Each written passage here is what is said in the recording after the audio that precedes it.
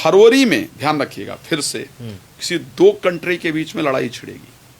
अगर विश्व की हालात बात करते हैं, फरवरी में किसी दो कंट्री के अंतर्गत निश्चित रूप से हालात युद्ध की परिस्थितियां बनेंगी, युद्ध छिड़ेगा। भूकंप के साथ भूकंप भी होगा और स्पेशली विरोध प्रदर्शन स्टार्ट होगा मुस्लिम एशियाई देशों में। अच्छा, जो मॉडर्न एशियाई देश हैं वहां आप विरोध प्रदर्शन निश्चित रूप से देख पाएंगे। वहां पे क्या विरोध होगा? वहां तो शरिया कानून लागू है, वो किसका विरोध करेंगे?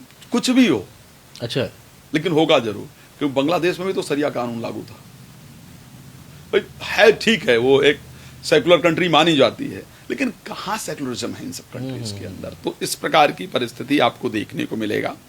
मार्च में अमेरिका, इजराइल, ईरान, ब्रिटेन और बांग्लादेश और पाकिस्तान में हालात बहुत ज्यादा बिगड़ेंगे मार्च में। यस। आर्थिक या फिर राजनीतिक?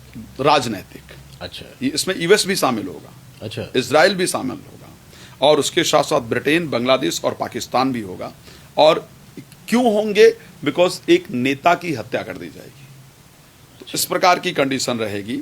मई में आतंकी घटना होगी किसी कंट्री में और भूकंप के कारण नुकसान होगा। अच्छा, जून के अंदर दोबारा एक खप्पर योग बन रहा है। खप्पर योग जब हुआ था तभी भारत में उस पर अटैक हुआ था, पहलगाम जो हुआ था उस टाइम खप्पर योग के अंतर्गत हुआ था और ये योग खतरनाक योग माना जाता है उस टाइम, क्योंकि काल सर्प योग भी बनेगा तो मुस्लिम कंट्रीज के अंदर आतंकी घटना भी होगी और हवाई हमला भी होगा मुस्लिम कंट्री के अंतर्गत। यस, जून की अगर बात की जाए। जुलाई में पाक, ईरान, गाजा, सीरिया, कतर में युद्ध भी होगा और युद्ध और हवाई हमला इत्यादि जो कतर जैसे देश में। यस।